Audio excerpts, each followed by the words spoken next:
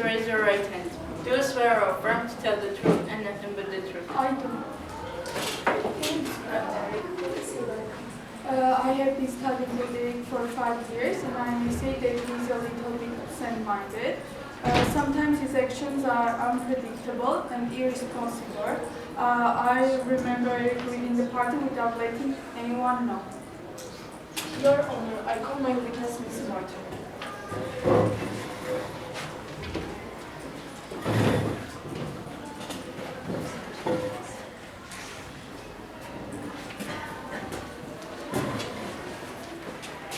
Please raise your right hand. Do you swear or affirm to tell the truth and nothing but the truth? I do. My name is Emily Morton. Eric is my classmate and I know him as a responsible, clever and keen person. He always helps his friends and on weight that he was really feeling bad and told me he was going to ask the school advisor permission to go home. Ladies and gentlemen, it is now time for the second prosecution and defense to present their cases. Let us proceed with the second prosecution's presentation. Your Honor, ladies and gentlemen, today we get to seek justice for incident occurred on November 15, 2023. The evidence will show that the defendant, Bruce Wayne, while driving his car, was involved in a dangerous and irresponsible act that endangered the life of young student Eric Norton, causing him physical and emotional harm. The student of course survived, but the prosecution intends to prove that the defendant's actions were negligent and irresponsible. And throughout this trial, we will present compelling evidence, including eyewitness testimonies, expert analysis, and law enforcement reports, all of which will establish the irresponsibility. And I want to mention that by the end of this case, you will be convinced that Bruce Wayne is responsible for his actions that led to this unfortunate accident. Thank you. Now for the defense. Your Honor, ladies and gentlemen, today we are gathered here to discuss an incident that occurred on November 15, an incident that has already caused enough distress to everybody involved. I believe that my client, the driver, the person who was behind the wheel on that day, was not criminally responsible for what happened.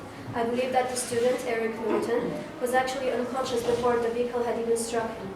So I believe that my client is not criminally responsible. I also believe that we are not trying to blame the victim here. We are trying to present the facts as they stand. We're not trying to evade responsibility either. We want justice to be served considering all the facts, especially those that establish my client's innocence. Thank you. Objection, Your Honor. Objection dismissed. You may proceed. Thank you, Your Honor. I will argue that external factors such as the student's abrupt appearance on the road and the student's fever had already caused significant damage to the incident. This is all I have. The defense counsel, please call the defendant Bruce Wayne to the stand.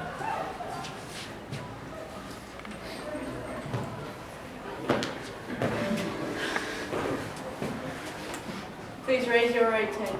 Do you swear or affirm to tell the truth and nothing but the truth? Yes, I do, Your Honor. Well, first of all, ladies and gentlemen, I wasn't always just a cab driver. I used to graduate at a great university. I was a maths teacher, and I even know my numbers and measurements very greatly. Objection, Your Honor. Narration. Objection sustained. Please don't get into details. Well, that's the main point. When I was driving and abiding traffic and law, I was just simply on the road, but then this little lad came about, and as I mentioned that I know my numbers and measurements, I was able to stop the car before hitting him. Your Honor, I want to state the defendants paid attention to the road and reaction to this unfolding situation are all the factors that contributed to this accident. And what he's telling now us is just a narration. Objection, Your Honor. Objection sustained. The prosecutor, you may call your first witness. The prosecution calls Jasmine Lamont to the stand.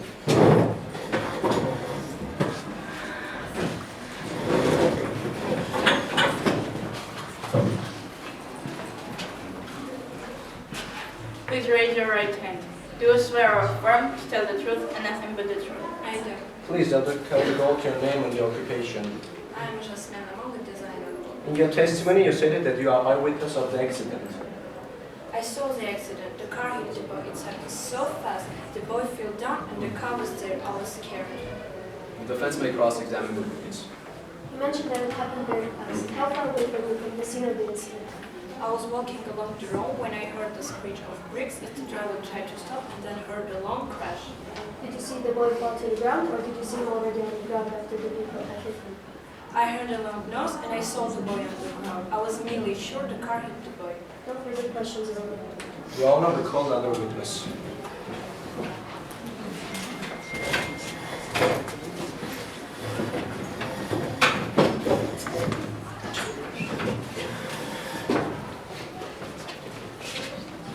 Please raise your right hand. Do you swear or affirm to tell the truth and nothing but the truth? I do. Please tell the court your name and your occupation. My name is Sam Anderson. I'm a chef. I was walking along inside the street. I was walking and I witnessed an incident involving the student who was hit by a car. He was walking along the side of the street when a black building hit the student traveling in his direction, failed to stop and hit the boy. The impact was forceful. The boy was hit. Your Honor, the defense calls the first witness.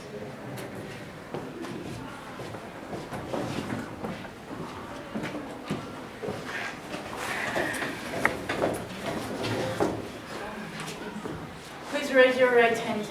Do you swear or affirm to tell the truth and nothing but the truth? I do. Tell the court your living and what's your name. My name is Bill Dors and I'm an architect. Please tell the court about November 15th. I was walking to the lunch garden as I was at the side of the street. I saw a black vehicle traveling in the direction. The car came there was no contact or collision between the car and the boy at this point. The boy fell on the ground without being hit by the car. The car stopped and the car stopped and the boy fell down. When I approached, I noticed that the boy had a high temperature and the boy might have lost balance and fell. And what were the driver's actions? The driver was shocked, but he's quite sensible. He showed the first aid, called the ambulance, and when the police came, he stated the driver was sober, speed limit was low, and the driver was not at fault for the boy's fault. Your Honor, the defense calls the police officer and the victim to the stand.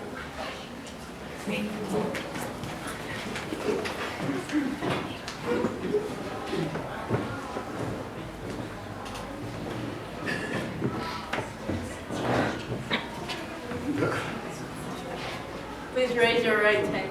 Do you swear or affirm to tell the truth and nothing but the truth? I do. Your Honor, ladies and gentlemen, I am Andy King and I was one of the first responders at the scene of the accident. Due to the evidence from the video footage, it's clear that the student had fallen to the ground before any contact was made with the car. It indicates that Mr. Wayne was not the direct cause of the student's fall. The speed limit was legal and the driver maintained proper control of the car. It is my professional statement that Mr. Wayne should not be held in criminally responsible of the incident. I would like the psychologist to speak up related to this case. Your Honor, ladies and gentlemen, we would like to provide the video footage provided by Officer Mr. King.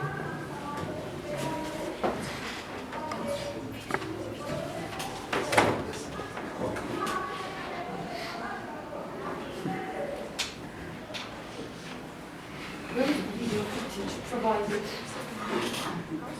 Antoine, microphone.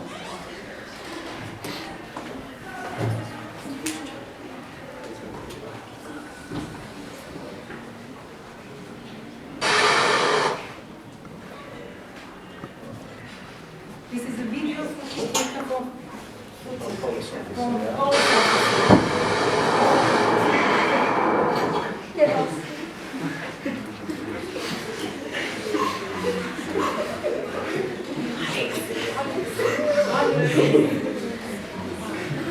I would like the psychologist to speak up related to this case. I'm Dr. Sarah Johnson, and I have conducted an evaluation of Eric's state to assess his psychological and emotional state.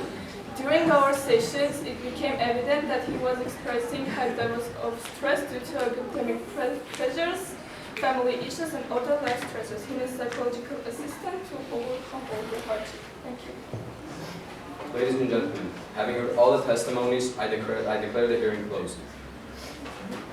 The court retreats to the deliberation room to make a verdict.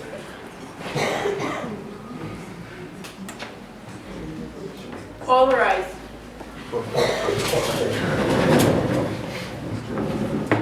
Honorable Judge John Francis, reading the verdict. The court finds the teacher Camilla Hooper not guilty of any criminal wrongdoing in the disappearance of the student. However, the court acknowledges that there were lapses in supervision and care that contributed to the student's disappearance. In light of this, the teacher is reprimanded for a failure to exercise adequate duty of care. The school is held responsible for covering certain expenses related to Eric's medical treatment and psychological assistance. The driver is not guilty of the accident, but he is deprived of his driving license for a period of 3 months. The trial is closed.